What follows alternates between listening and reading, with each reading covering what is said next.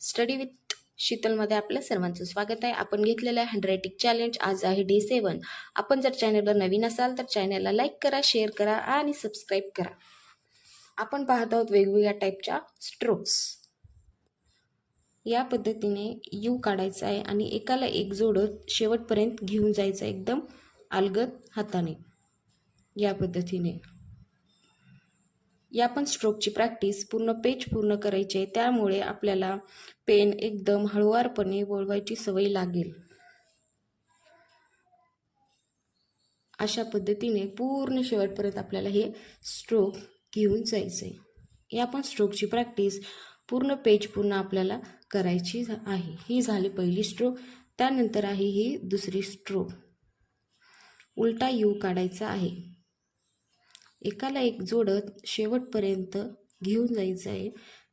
यामुळे काय होईल, आपल्याला पेन एकदम अलगद प्रमाणे वळवण्याची प्रॅक्टिस होईल.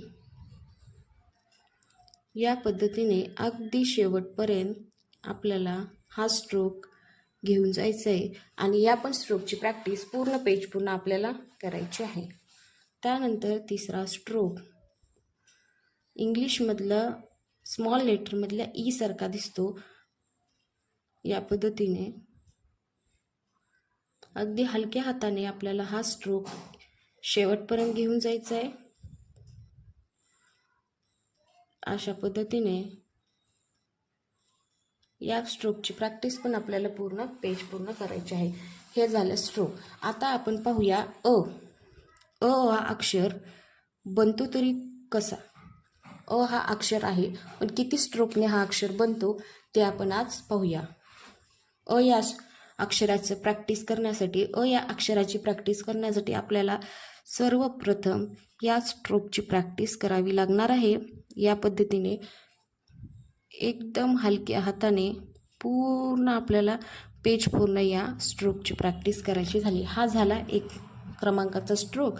त्यानंतर हा आपण घेतला वरून, यानंतर घ्यायचा आहे हा खालून. अशा पद्धतीने खालच्या साईडने या स्ट्रोकची अशी प्रॅक्टिस करायची आहे.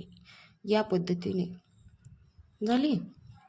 त्यानंतर प्रॅक्टिस करायची शिरोरेषा आणि काना.